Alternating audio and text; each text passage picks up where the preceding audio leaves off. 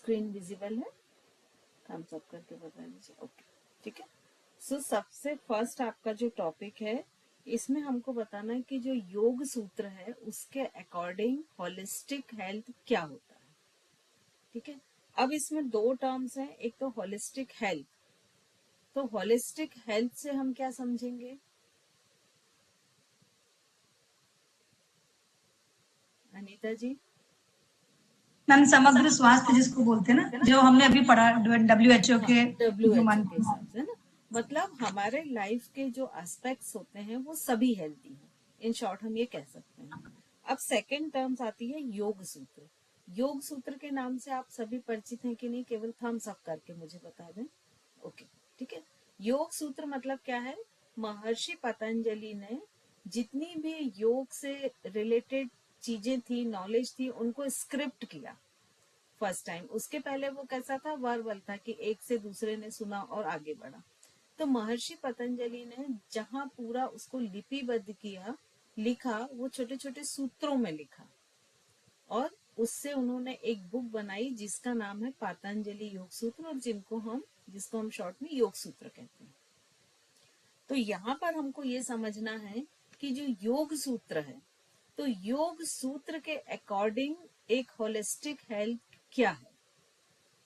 ठीक है, और योग सूत्र जो योग की बुक्स हैं, ये शायद बहुत प्राचीन लिखी गई हैं, लेकिन आज से ज्यादा नॉलेज हेल्थ के बारे में उनमें है। चाहे आप हिरण्य संहिता लीजिए, चाहे आप योग सूत्र लीजिए, योग वशिष्ठ लीजिए, शिव संहिता लीजिए, हर में हेल्थ के बारे में, क्योंकि योग और हेल्थ एक दूसरे के बिल्कुल साथ चलते हैं, तो बहुत अधिक और बहुत अच्छी तरह से डीपली डिस्क्राइब किया। ये जो पिक है ये महर्षि पतंजलि का है। ठीक है, अब जो महर्षि पतंजलि हैं, ये बहुत एक प्राचीन ऋषि हैं, फिलोसोफर हैं, और इन्होंने योग फिलॉसफी या योग दर्शन से रिलेटेड बेसिक ग्रंथ लिखे हैं, और ऐसा माना जाता है कि ये योग के जनक हैं या फादर ऑफ योग हैं। योग में हमेशा दो तीन क्वेश्चन होते हैं। एक तो प्रथम वक्ता कौन है, तो उसमें नाम आता है हिरण्यगर्भ का। फिर प्रथम गुरु कौन है या आदि गुरु कौन है, तो उसमें नाम आता है भगवान शिव का। और योग के जनक या फादर ऑफ योग कौन है, तो महर्षि पतंजलि। या प्रणेता कौन है, तो इसमें नाम आता है महर्षि पतंजलि का। तो महर्षि पतंजलि ने क्या किया कि जो सारी जगह योग का बिखरा हुआ नॉलेज था, नाम आप एक बार प्लीज रिपीट कर दें। ओके, योग का प्रथम वक्ता मतलब फर्स्ट स्पीकर जो है वो हिरण्यगर्भ है, और आदि गुरु भगवान शिव हैं, और योग के प्रणेता या योग के जनक या योग के पिता महर्षि पतंजलि है, फादर ऑफ योग। आदि गुरु कौन बोले? Sorry I missed that. Okay, clear? तो इन्होंने क्या किया कि जितना भी योग का नॉलेज था, जो वर्बली बहुत सारी जगह पे बिखरा हुआ पड़ा था, उस सारे को इकट्ठा करके सूत्रों में लिपिबद्ध किया, स्क्रिप्ट किया, और 196 सूत्र लिखे। और ये जो सूत्र हैं, उनसे जो बुक बनी, उसी को हम कहते हैं पतंजलि योग सूत्र या योग सूत्र। और इसमें योग के 8 अंगों की व्याख्या की गई, जिसे अष्टांग योग कहते हैं। तो यहाँ पर जो हम हेल्थ की डेफिनेशन पढ़ेंगे वो दो तरह से पढ़ेंगे। एक तो पढ़ेंगे कि अष्टांग योग के आधार पर क्या हेल्थ है, और दूसरा हम पढ़ेंगे कि पतंजलि योग सूत्र में हेल्थ को और अष्टांग योग के अलावा और हेल्थ को किस किस एस्पेक्ट में लिया गया है। अब योग सूत्रों में ये आपको बता दिया है कि योग सूत्रों का संकलन किया है और उनको 4 अध्यायों में विभाजित किया है, जिनको पाद बोलते हैं। समाधि पाद, केवल्य पाद, विभूति पाद, इस तरह के 4 अध्यायों में इनको किया है, और जिसमें क्या क्या बताया? नैतिक संयम पालन, आसन, श्वास नियंत्रण, एकाग्रता, ध्यान, ये सारी चीजें उसमें हैं। अब इसमें अष्टांग योग एक महत्वपूर्ण है, मतलब महर्षि पतंजलि के योग को अष्टांग योग के नाम से जाना जाता है। अष्टांग योग और राजयोग दोनों एक ही चीज है, इसमें कंफ्यूज मत होइएगा कभी भी, दोनों सेम चीजें हैं। तो अष्टांग योग क्यों कहा जाता है? क्योंकि इसमें योग के ऐसे 8 स्टेप बताए हैं, 8 स्टेप या 8 सोपान बताए हैं, जिनसे कोई साधारण मनुष्य उनको फॉलो करते हुए समाधि या मोक्ष तक की अवस्था को जा सकता है। और वो 8 स्टेप हैं, वो क्या क्या हैं? यम फर्स्ट स्टेप है, नियम सेकंड है, आसन थर्ड है, फोर्थ है प्राणायाम, फिफ्थ है प्रत्याहार। और ये जो 5 स्टेप हैं ये बहिरंग कहलाते हैं, ठीक है।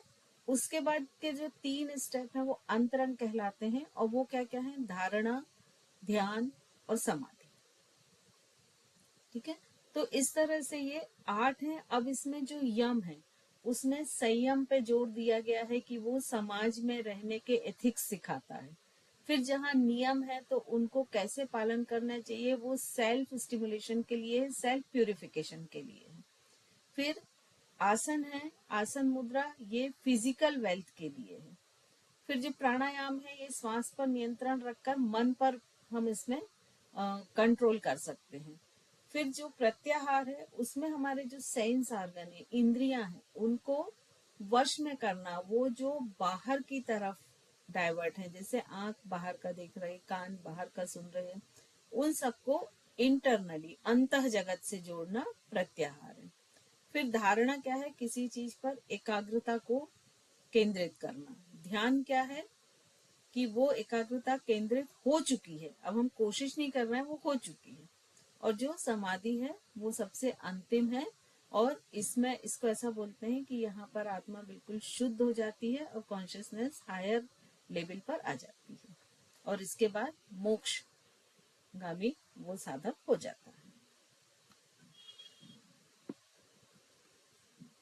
अब योग सूत्र के अनुसार जो स्वास्थ्य है वो एक होलिस्टिक स्टेट जो है ह्यूमन की, उसी को हेल्दी माना गया है। मतलब उसमें फिजिकल, मेंटल, इमोशनल, स्पिरिचुअल, ये सारी जो बॉडीज हैं ये बैलेंस पोजीशन में हो, तभी होलिस्टिक हेल्थ की उन्होंने कॉन्सेप्ट दी है, या उसी को उन्होंने माना है कि वही एक होलिस्टिक हेल्थ है। और होलिस्टिक हेल्थ में क्या होगा? मन शांत होगा, फिजिकल बॉडी में कहीं भी कोई रोग नहीं होगा, और पूरी तरह शारीरिक और मानसिक शुद्धि उसमें रहेगी। श्वासों पर नियंत्रण होगा, इंद्रियां और मन पर नियंत्रण होगा, और उसके साथ साथ मन एकाग्र होगा। तो ये कंडीशन होलिस्टिक हेल्थ के लिए उन्होंने दी है। अब हम इसको थोड़ा सा और डिटेल में देखते हैं। इसके बाद उन्होंने कुछ कुछ और चीजें यहाँ पर दी, जैसे काया संपदा, मतलब जो फिजिकल वेल्थ है वो कंप्लीटली होना, मतलब फिजिकल बॉडी एक बहुत ही हेल्दी होना, एनर्जेटिक होना, ग्रेसफुल होना, ब्यूटीफुल होना, ये सब चीजें काया संपदा में आती हैं। और समान संपदा डाइजेशन एनर्जी से रिलेटेड है, कि जो डाइजेशन है व्यक्ति का, क्योंकि हमेशा ऐसा माना जाता है कि यदि उसका डाइजेशन खराब है या पेट उसका खराब है तो वो बहुत सारी बीमारियां उसकी बॉडी में आ जाती हैं। तो यहाँ पर ये माना है कि अगर किसी भी व्यक्ति का डाइजेशन बहुत अच्छा है, उसकी डाइजेशन एनर्जी पर कंट्रोल है, तो वो एक हेल्दी पर्सन के लिए बहुत ही जरूरी है। फिर मानसिक, मेंटल और इमोशनल हेल्थ। तो मेंटल और इमोशनल हेल्थ की वो है कि दोनों ही शांति पूर्वक हों, दोनों बैलेंस हों, दोनों में जब भी असंतुलन की स्थिति आए मानसिक स्तर पर या भावनात्मक स्तर पर, तो वो संतुलित करते उस साधक को बने। ऐसा ना हो कि जब भी विपरीत परिस्थिति आए तो अज्ञान परिस्थितिवश दोनों में असंतुलन आ जाए, क्योंकि मानसिक और भावनात्मक असंतुलन व्यक्ति में तभी आता है जब वो अज्ञान के वश होता है। और स्थित प्रज्ञ मतलब ऐसा व्यक्ति जो कोई भी किसी भी परिस्थिति में मानसिक और शारीरिक रूप से स्थिर बना रहे। ऐसा ना हो कि अभी किसी ने मुझे कुछ एक मिस लैंग्वेज की और मैं बहुत एग्रेसिव हो जाऊं। ज्यादातर लोग ऐसे ही होते हैं। आप व्हाट्सएप वगैरह पर भी देखोगे किसी ने एक थोड़ी सी लैंग्वेज यूज की तो दूसरे का कमेंट आ जाएगा कैसे कर सकता है या ये कैसे किया। तो वो कंट्रोल होना चाहिए आपका। स्थित प्रज्ञ मतलब सभी परिस्थितियों में समभाव से रहना, ये स्थित प्रज्ञ की निशानी है।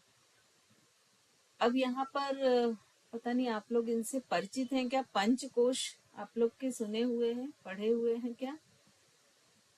क्योंकि जो पंचकोश अभी प्रेजेंट में पंचकोश पर ढेर सारे रिसर्च चल रहे हैं और पंचकोश के थ्रू ही होलिस्टिक अप्रोच लाने की कोशिश की जा रही है। तो आपका जब ये इसके बाद वाली नेक्स्ट यूनिट है ना, थर्ड यूनिट, जिसमें आपके ये सब है, पंचकोश हैं, षट चक्र हैं, पंच महाभूत हैं, तो जब ये मैं पढ़ाऊंगी तब भी इसको होलिस्टिक हेल्थ से हम जोड़ेंगे। तो इसीलिए इस वाले प्रेजेंटेशन में इनको छोड़ दिया है, ठीक है, क्योंकि यूनिट 3 में हम उनको कंप्लीट करेंगे। तो पंचकोश पाए जाते हैं। ये पंचकोश कौन कौन से होते हैं? अन्नमय, प्राणमय, मनोमय, विज्ञानमय और आनंदमय। ये 5 कोश होते हैं और इन 5 कोशों के माध्यम से होलिस्टिक हेल्थ को कोई भी व्यक्ति अचीव कर सकता है।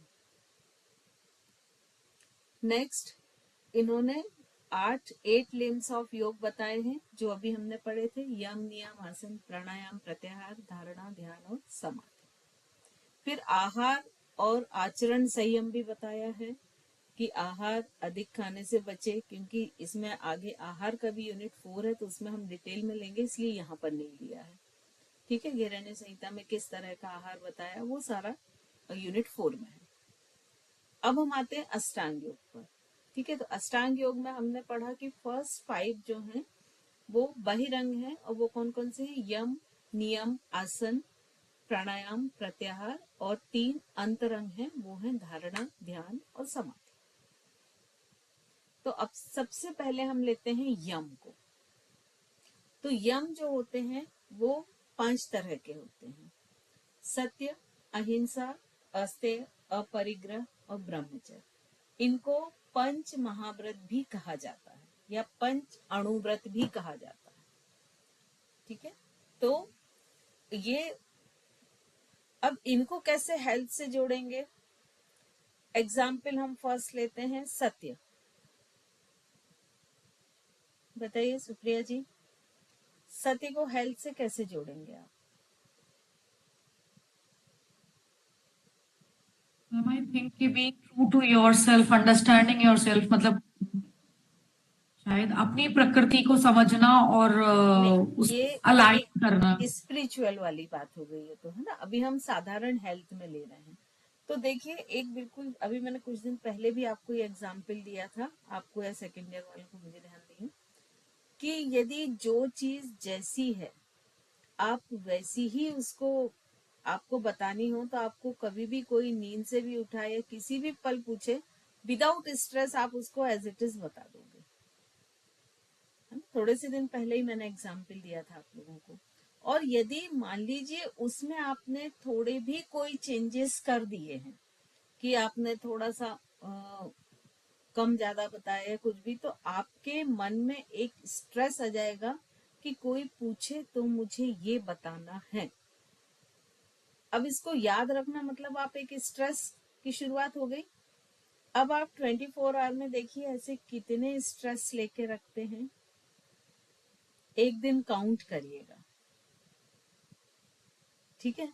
तो बहुत सारे ऐसे आ जाएंगे जिसमें आप ये स्ट्रेस, अब पर डे आपने 2 भी रखे तो 60 हो गए मंथ में, है ना। और साल में कितने हो जाएंगे?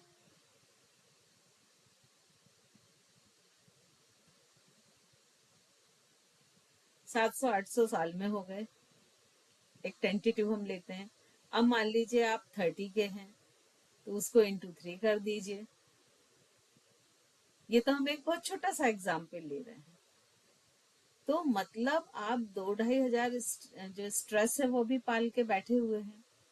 और जबकि हम सारी चीजों में अभी तक आप जो भी पढ़ रहे हैं, समझ रहे हैं, डॉक्टर बोल रहे हैं, आयुर्वेद बोल रहे हैं, एलोपैथी बोल रही है, नेचुरोपैथी बोल रही है, हर व्यक्ति यही बोल रहा है कि स्ट्रेस ही जो फिजिकल डिजीज है उनकी मेन रीजन है। ठीक है। तो सत्य कैसे कोरिलेट करता है हेल्थ से, कि अगर हम सत्य को फॉलो करें तो हम स्ट्रेस से बच जाते हैं। ठीक है, अब हम सेकंड आते हैं अस्तेय। नीतू जी, अस्तेय को कनेक्ट कीजिए हेल्थ से।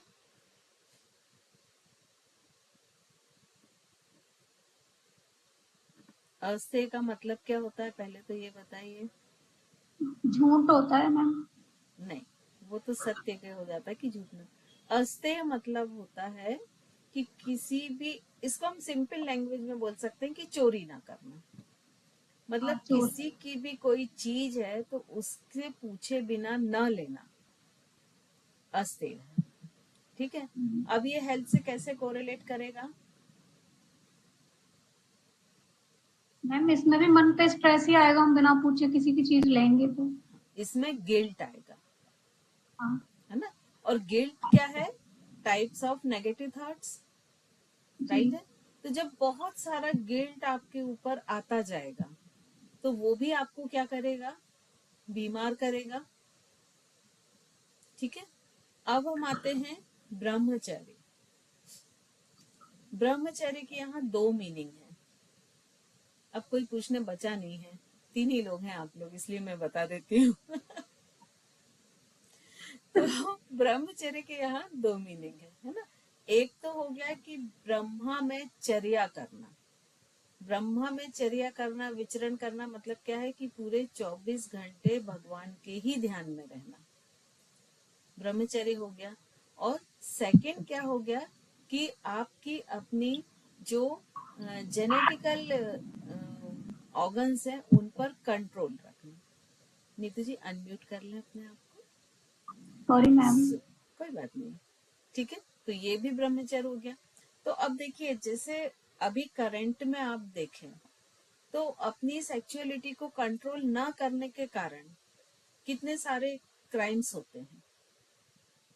यदि हम कहीं भी जाते हैं और अगर हम ये देखते हैं कि कोई भी रेप हुआ तो उसका कारण क्या होगा? कि जो ब्रह्मचर्य पे कंट्रोल नहीं है ना। और अगर इस पे कंट्रोल रहे तो ये सारे क्राइम्स ना रहे। और ये भी व्यक्ति की विकृत मानसिकता को दर्शाते हैं, तो वो मेंटली हेल्दी पोजीशन में नहीं आएगा कैटेगरी में। ठीक है, और यदि हम दूसरे अर्थ में लेते हैं कि वो ब्रह्मा में ही विचरण कर रहा है तो वो इतना पॉजिटिव है कि वो ऑटोमेटिक होलिस्टिक हेल्थ की पोजीशन में आ जाएगा। तो यहाँ इसके पॉजिटिव नेगेटिव दोनों ही इफेक्ट्स हैं। फिर अहिंसा। अहिंसा तो बड़ा इजी है, कौन करेगा कोरिलेट? मैम ये तो बहुत ही ज्यादा है, किसी को दिल दुखाना या किसी की हिंसा करना या उसकी वजह से अपनी चर्या को चलाना, तो वो अपनी शारीरिक और मानसिक दोनों हेल्थ के लिए हाँ, ही हानिकारक है। देखिए ये जो अहिंसा है ना, इसको महर्षि पतंजलि ने बहुत डिटेल में लिया है। मतलब मानसिक, वाचिक और कायिक तीनों को अहिंसा की कैटेगरी में लिया है। कि अगर मन से भी आप, सपोज आपने किसी का मन से बोला कि मन करता है कि उसको मार डालूं, तो कई बार बोलेंगे सो व्हाट, सोचा ही है तो क्या हुआ, क्या क्या ही फर्क पड़ता है। लेकिन आपने मानसिक हिंसा की, है ना। और मानसिक हिंसा भी आप, कैसा वाला थॉट है? नेगेटिव है। तो एक सिंपल सा इक्वेशन है कि जहां भी आपकी बॉडी में नेगेटिविटी अधिक जमा होगी तो बॉडी को बीमार होना ही होना, राइट। और लास्ट है अपरिग्रह। अपरिग्रह मतलब उतनी ही चीजें रखना जितनी हमारी डेली रूटीन या आवश्यकता के लिए जरूरी है। अब आप देखिए कि अगर आप मान लीजिए 10 दिन के टूर पे जा रहे हैं सपोज, तो आपके पास कितना सामान होगा? मैक्सिमम 2 सूटकेस, है ना। उससे ज्यादा तो आप नहीं ही लेके जाओगे। लेकिन आप वो 10 दिन 2 सूटकेस में आप पूरा, आपकी सारी रूटीन, आपकी सारी लाइफ स्टाइल, आपकी हर चीज पूरी हो जाएगी। और जब हम घर में आते हैं तो वो 2 सूटकेस कितने में कन्वर्ट हो जाते हैं? तो इट मीन्स ये हमारे ऊपर है ना कि हम कितनी में अपनी जरूरतों को पूरी कर सकते हैं। तो मैं ये नहीं कहती कि आप बिल्कुल ही सब कुछ छोड़ दीजिए, लेकिन लिमिटेशन में रखिए, क्योंकि ये जो इच्छाएं होती ना ये एंडलेस होती हैं। आज हमने लगा नहीं मोबाइल होना चाहिए, मोबाइल ले लिया, अरे ये बटन वाला है, अभी तो टच स्क्रीन वाला होना चाहिए, चलो ठीक है टच स्क्रीन वाला अरे इसका तो ये जो कॉन्फ़िगरेशन है ये काम है, थोड़ा हायर कॉन्फ़िगरेशन होना चाहिए, चलो वो ले लिया। अब इसका कैमरा बहुत अच्छा नहीं है ना, तो ये कहीं पे एंडलेस है। तो हमको कहाँ स्टॉप करना है वो हमें मालूम होना चाहिए, अदरवाइज वो भी क्या मन के अंदर असंतुष्टि पैदा करेगी। असंतुष्टि भी क्या है, एक तरह की नेगेटिव फीलिंग है। मैम ज्यादा ऑप्शंस कंफ्यूजन भी तो क्रिएट करते हैं।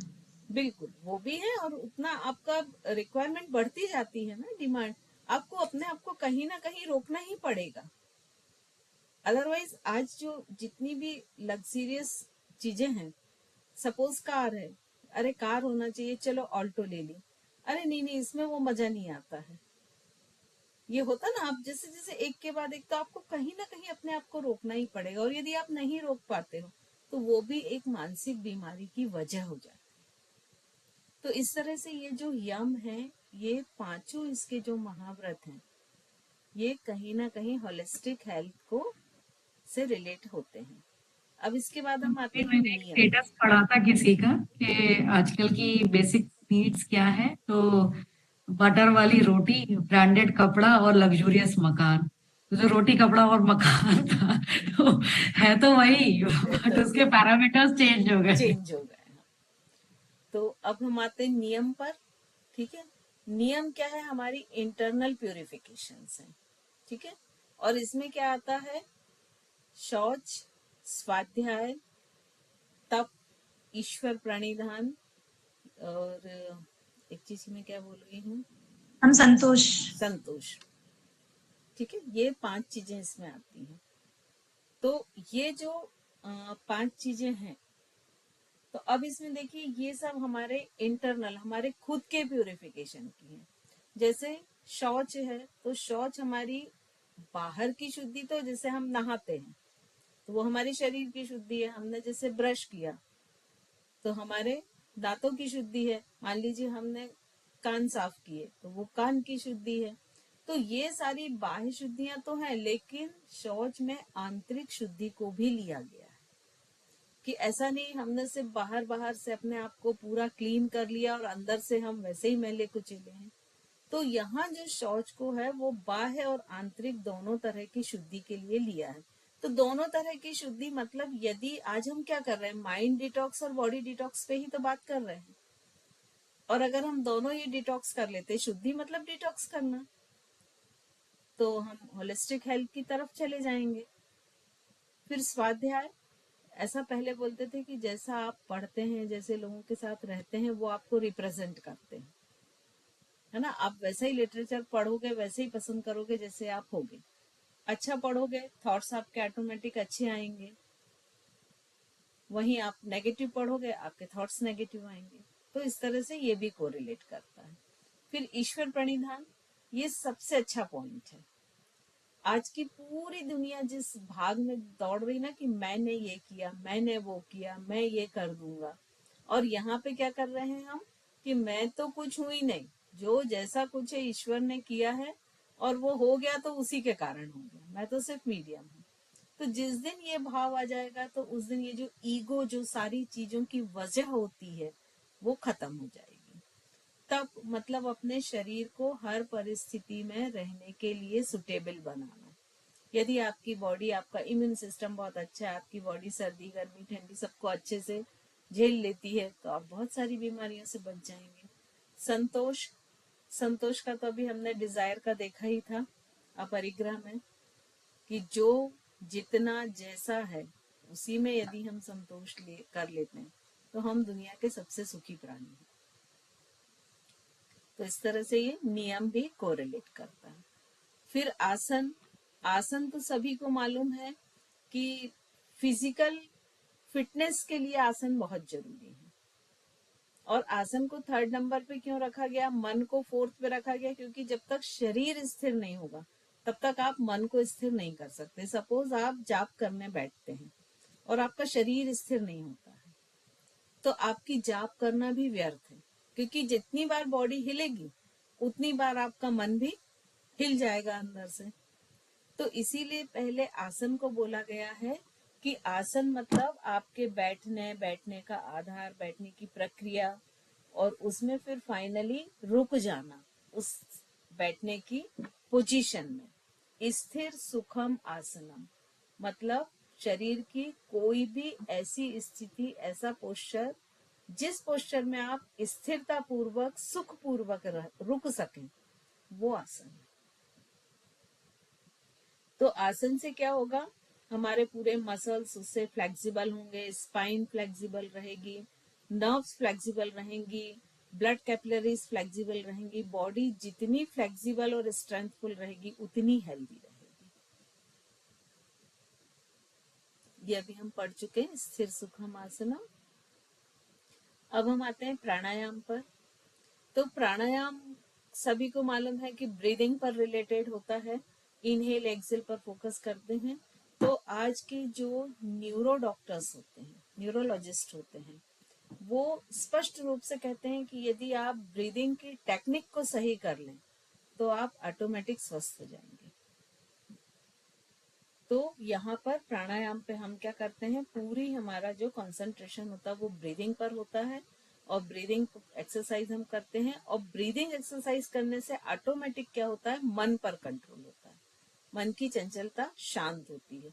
तो यहाँ जब हमने आसन में शरीर की चंचलता को शांत कर लिया, प्राणायाम में मन की चंचलता को शांत कर लिया, तो अब अगले स्टेप में हम आए प्रत्याहार, मतलब जितनी इंद्रियों की चंचलता थी उनको भी हमने शांत कर लिया और उनको बाहर से अंदर की तरफ कन्वर्ट कर लिया, विड्रॉ कर लिया बाहर से सारा। कैसे करेंगे, जैसे आप लोगों ने, पता नहीं मेडिटेशन में आप लोग कितना करते हैं क्या, साउंड ऑफ साइलेंस एक मेडिटेशन होता है, वो अगर आप लोग ने किया हो तो मतलब वो बहुत ही मैजिकल और वंडरफुल होता है। तो उसमें हम, वो प्रत्याहार के लिए बहुत अच्छा होता है, और उसमें हम सारे जो हमारे ऑर्गन्स होते हैं, सेंस ऑर्गन, उनको हम बाहर से डिटैच करके इंटरनल कन्वर्ट करते जाते हैं।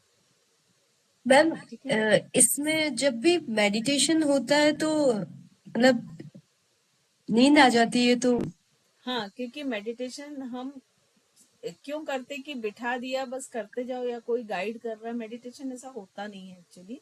मेडिटेशन का साइंस बहुत अधिक डीप है, और उसके मेरे चैनल पर है मेडिटेशन के वीडियो, उनको आप नहीं, सुनिएगा। वो एक्चुअल में वो डीप स्लीप उतनी देर के लिए होती है जितनी मेडिटेशन होता है, और ऑटोमेटिक हम वापस जग जाते हैं। तो वो चीज सही है या गलत है, हमें सोना चाहिए या नहीं नहीं, चाहिए उस सोना टाइम? नहीं चाहिए, हमेशा हमारी विदाउट स्लीप ही होना चाहिए, तो अगर हम अवेयरनेस बनी मतलब रहनी चाहिए। जागते रहेंगे तो हमारे मन में वो थॉट्स वगैरह वो चलते रहेंगे नहीं, वो कंटिन्यू? सारे कंट्रोल हो जाते धीरे धीरे, क्योंकि अभी लास्ट टाइम हमने जनवरी से 3 महीने की मेडिटेशन क्लास लिए थे, तो जब 3rd महीने हम उनको बोलते थे कि भाई आप लाओ थॉट्स, तो उनको लाना मुश्किल होता था कि कैसे लेके आए। तो वो डिपेंड करता है कि आप सही ढंग से कर रहे कि नहीं। मेडिटेशन भी एक पूरा कस्टमाइज पैकेज होता है जो पर्टिकुलर आपके लिए होता है, और वो बहुत डीप साइंस है कि आपके न्यूरॉन्स एक्टिवेट हो रहे हैं कि नहीं, उनमें जो कनेक्शंस हो रहे हैं वो प्रॉपर हो रहे हैं कि नहीं, आपका आरएस एक्टिवेट हो रहा है कि नहीं। तो वो भी एक बहुत डीप साइंस है, इतना इजी नहीं है वो कि बैठ जाओ। तो जब तक आप उसके पीछे का पूरा साइंस नहीं समझेंगे तब तक आप मेडिटेशन कर नहीं पाएंगे। मतलब वो ऐसा ही हो गया कि आपके हाथ में हमने सारे इंग्रेडिएंट्स दे दिए, आपको कुछ नहीं मालूम कि किसकी क्या क्वालिटी है, किसका क्या यूज है, और आपको बोल दिया सब्जी बनाओ। तो वो बन तो जाएगी लेकिन अच्छी कभी नहीं बनेगी। लेकिन जिस दिन आप ये समझ जाएंगे कि आपके हाथ में यदि 10 इंग्रेडिएंट्स है तो उनका क्या क्वालिटी है, उनका क्या यूज है, और देन फिर आप कुक करेंगे तो वो बहुत अच्छी बनेगी। तो ABCD समझे बिना हम सेंटेंस नहीं लिख सकते, राइट। फिर इसमें प्रत्याहार में हम क्या कर रहे हैं कि जो हमारी पांचों इंद्रियां बाहर की तरफ हैं, जैसे कान हमेशा बाहर के साउंड सुन रहे हैं, आंखें बाहर देख रही हैं, नाक बाहर से जो स्मेल आ रही है, तो जो पांचों इंद्रियां हैं, स्किन बाहर से जो चीज टकरा रही है उसको हम फील कर रहे हैं, उनको इंटरनली कनेक्ट करना, ये प्रत्याहार हो जाता है। और जब प्रत्याहार हमने क्रॉस कर लिया, इसका मतलब हमारा शरीर स्थिर हो गया, मन स्थिर हो गया और इंद्रियां स्थिर हो गई, तो ऑटोमेटिक हमें एकाग्रता आ जाएगी, उसको हमको कोशिश नहीं करना पड़ेगा। तो वो स्थिति क्या हो गई? धारणा। और जब वो एकाग्रता कंटिन्यू रहने लगी तो वो ध्यान की पोजीशन हो गई। और जब उस कंटिन्यूटी की भी जरूरत नहीं रही तो समाधि हो गई।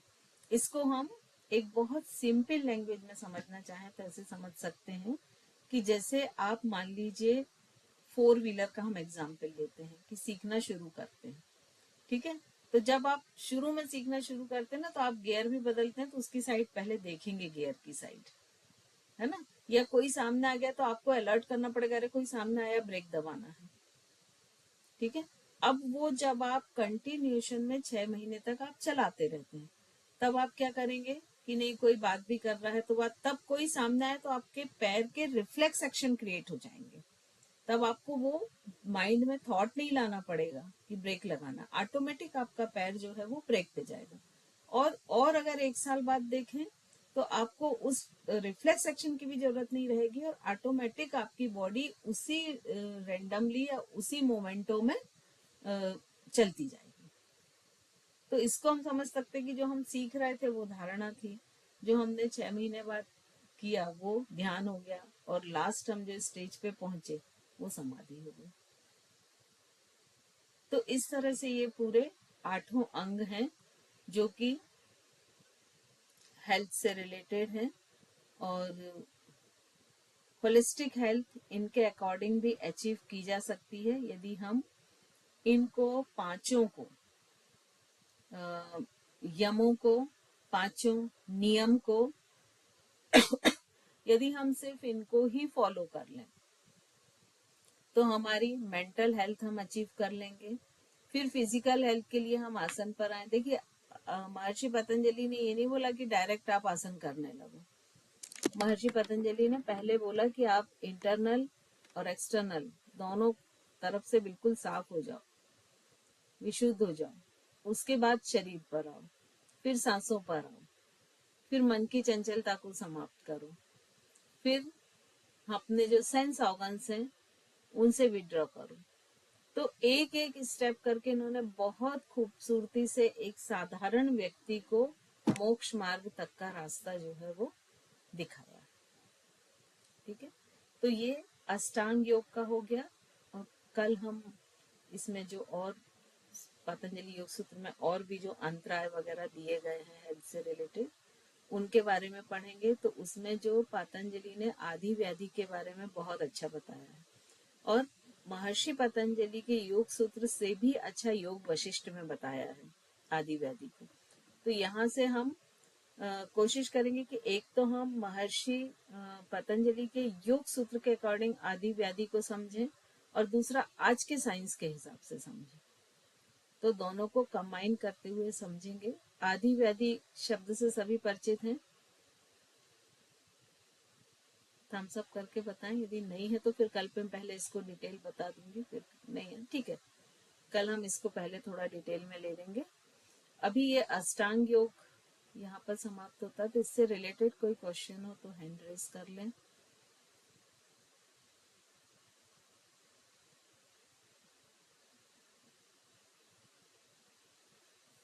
या कोई कुछ बोलना चाहे तो भी बता सकते हैं। मैम एक चीज थोड़ा मेरा मिस हो गया था कि ये आदि गुरु को आपने किसको बताया था? शिव, भगवान शिव शंकर, को। हाँ, लेकिन वहाँ शिव को ही यूज किया जाता है, शंकर नहीं यूज किया जाता है। ओके, ठीक है ना, है। जो वर्ड है वो शिव ही यूज किया जाता है। मैम ये दोनों अलग थोड़ी है, ये एक ही नहीं है ना? नहीं है, लेकिन इसमें उनको शिव नाम से ही जाना है। जो हर ग्रंथ का अपना एक वो होता है ना कि उन्होंने किस फॉर्म में लिया, तो यहाँ पर उन्होंने शिव के फॉर्म में लिया। मैम और एक इसमें अभी हमने जो स्लाइड पढ़ी थी जिसमें फिजिकल हेल्थ के बारे में दिया गया था, उसमें लिखा गया था काया संपदा में कि a healthy body is described as having beauty, gracefulness, strength and a form of adamantine hardness. What does this mean, ma'am? Adamantine hardness? मतलब एक सरल भाषा में यदि हम बोलें तो आई थिंक ये होना चाहिए कि जो भी अनफेवरेबल कंडीशंस होती हैं उनमें भी हमारा, जैसे सपोज बहुत तेज ठंड है और आप उसमें घूम रहे हैं या बारिश में भीग रहे हैं, तो जहां तक मेरा सोचना है कि ये ऐसा ही होगा कि उसमें भी आप जो है बहुत सहज भाव से रह सकें, क्योंकि मैंने भी पूरा डिटेल अभी पढ़ा नहीं है, आप बोल रहे मतलब आपसे ही सुना है, तो आई थिंक यही होना चाहिए। फिर भी हम थोड़ा और देख के उसको बता देंगे, क्योंकि जो कठोरता शब्द है ना वो इसीलिए यूज किया जाता है कि जो विपरीत परिस्थिति में, कदम में जैसे कठोरता लिखा हुआ है हाँ ना। हाँ, तो वो इसीलिए यूज किया जाता है कि जैसे विपरीत परिस्थितियां जो सीजनल होती हैं, है ना, उनमें आपकी बॉडी कितना रजिस्ट कर सकती है, कितना सह सकती है। वो भी एक हेल्थ की, जैसे इम्यून सिस्टम, या इसको हम साइंस लैंग्वेज में बोले तो ये बोल सकते हैं कि इम्यून सिस्टम कितना स्ट्रांग है। ये भी कह सकते हैं कि जैसे एक बारिश हो रही है, 10 लोग साथ में भीग रहे हैं, तो 10 सेम बीमार नहीं होते हैं ना, कि मालूम पड़ा दूसरे दिन नेक्स्ट डे 10 को कोल्ड कफ हो गया, 10 खांस रहे हैं, सर्दी से परेशान है, कुछ तो बिल्कुल ही हेल्दी रहेंगे दो चार। तो यहाँ पर उस सेंस में सबकी लिया गया है। इम्यूनिटी और स्टेमिना के हाँ, अकॉर्डिंग। तो जो फिजिकल स्ट्रेंथ आपकी जो है उसके लिए ये वर्ड लिया गया। मैम योग दर्शन में जैसे मन और चित्त इनके ऊपर तो बहुत कुछ है, बट जैसे आसनों के लिए कुछ नहीं है, इतना नहीं है, तो हाँ, ज्यादा नहीं होता है। अकॉर्डिंग पतंजलि महाराज मतलब वो आसन पे ज्यादा फोकस नहीं करते थे, या जैसे हम कहते हैं ना अभी साइकोसोमैटिक डिजीजेस, तो क्या ये उस टाइम उनको आइडिया था पहले से ही कि मन से और चित्त से ही सारी डिजीज होंगी? हमारा तो पहले का साइंस बहुत एडवांस था। आप बिलीव करेंगे, जो भागवत पुराण होता है, तो आई थिंक उसके सेकंड पार्ट में है, मुझे एग्जैक्ट याद नहीं है, लेकिन उसमें जो एम्ब्रियो होता है उसके पर वीक का वर्णन है कि वो फर्स्ट वीक में कैसा होता है, सेकंड वीक में, जबकि उस समय तो सोनोग्राफी वगैरह कुछ भी नहीं थी, और एग्जैक्ट उसका डिस्क्रिप्शन है पूरा। तो जो हाँ मैम, पहले, जब महर्षि पतंजलि जब थे तब के लोग तो शायद एवरी डे मतलब ध्यान वगैरह करते ही रहते थे। ये तो आज है, अब जब मन की चंचलता होती है, उस टाइम तो ये सब थी ही नहीं। एक्चुअली क्या है कि अभी ना स्थूल विज्ञान डेवलप है, उस समय सूक्ष्म विज्ञान, सबस्टल जो साइंस है वो डेवलप था। और वो डेवलप था इसीलिए जब हम बोलते हैं ना कि रावण का जो पुष्पक विमान है वो मन की गति से चलता था, आज भी तो नासा वही हाँ। कर रहा है ना। और वो छोटे छोटे बल्ब, फैन, इनको बना पाया है कि जो आप अंदर से थॉट करें और वो स्पीड चेंज कर ले, वो आज बनाने में सक्षम भी हो गया है, कुछ ऐसे इक्विपमेंट्स हैं। तो अभी हम उसकी शुरुआत कर रहे हैं जो वहां खत्म हो चुका था। तो साइंस, हमारी वीकनेस मालूम क्या है कि हमने अपनी, जो बोलते हैं ना, मूल को छोड़ दिया है। जैसे हम में से संस्कृत प्राकृत कितने लोग जानते हैं? अब जैसे सपोज एक एग्जाम्पल लें, गीता का है या कोई भी ग्रंथ का है, मान लीजिए महर्षि पतंजलि का ही है, तो हम क्या पढ़ते हैं कि जिन्होंने ट्रांसलेट करके हमको जो दे दिया हम वो पढ़ते हैं, लेकिन जो ओरिजिनल है वो हम नहीं पढ़ पाते। और ट्रांसलेट जब जो भी करता ना, तो वो उस समय के उसके जो भाव हैं, उस समय की जो परिस्थितियां हैं उसके अकॉर्डिंग ट्रांसलेट करता है। तो ये हमारी कमी है कि हमने अपनी तो मूल मैम, चीज को छोड़ इससे दिया। तो हमारे पास आते आते वो भाव ही वो चेंज ही हो जाते होंगे चेंज हो सारे। जाएंगे, है ना। देखिए, कभी भी कोई दो ट्रांसलेटर एक ही चीज को सेम उसमें नहीं ट्रांसलेट करेंगे। हाँ, जो अन- ओरिजिनलिटी है वो उसका तो हाँ, बिल्कुल ही डिफरेंस शब्द तो हो बदल ही जाता है। जाएंगे। और फिर बहुत सी चीज में आप देखिए, जैसे हिंदी लैंग्वेज में भी जितनी वोकेबलरी है उतनी इंग्लिश में नहीं है। तो हाँ। अभी क्या होता है कि जैसे मान लीजिए हिंदी में मैंने कुछ समझाया, ठीक है, अब उसके लिए या तो हम वही वर्ड यूज करते हैं, है ना, या फिर उसके लिए वहां कोई वर्ड ही नहीं है, क्योंकि इंग्लिश वोकेबलरी बहुत कम है हिंदी के कंपैरिजन में। तो ये प्रॉब्लम्स आती हैं लैंग्वेज में। तो जड़ें हमने अपनी छोड़ी हैं, दोष हमारे हैं।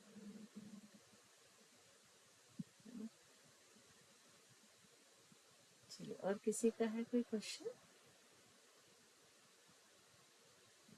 अभी भी देखिए, यदि आप में से किसी का बच्चा बोलेगा संस्कृत लैंग्वेज लूंगा, तो आप ही लोग सब खड़े हो जा रहे हैं, संस्कृत क्या करोगे, कोई फ्यूचर मैम ही नहीं सब है मना कर देते हैं। बिना। संस्कृत और और फ्रेंच जबकि के ऑप्शन में से पेरेंट्स खुद बोलते हैं फ्रेंच लो, आप और फ्रेंच आगे जबकि काम आएगी। आप अब बात सोचिए कि जो नासा सुपर कंप्यूटर बना रहा है उसके पास एक ही लैंग्वेज है संस्कृत, जिसमें वो सुपर कंप्यूटर बना सकता है, क्योंकि वो जब स्पेस में जाता है और वो वर्ड जंबल होते हैं तो हर लैंग्वेज में उसकी मीनिंग चेंज हो जाती है। इकलौती संस्कृत लैंग्वेज ऐसी मिल रही है कि जिसमें नहीं होती, और वो संस्कृत में अब डेवलप कर रहा है। तो अब निकट भविष्य में जो वहां पर जो एक्सपर्ट लगेंगे वो संस्कृत जानने वाले ही लगेंगे। तो ये हमारी कमियां हैं। नीतू जी, आप म्यूट हैं। फिर से भी हमें करनी चाहिए फिर तो मैम।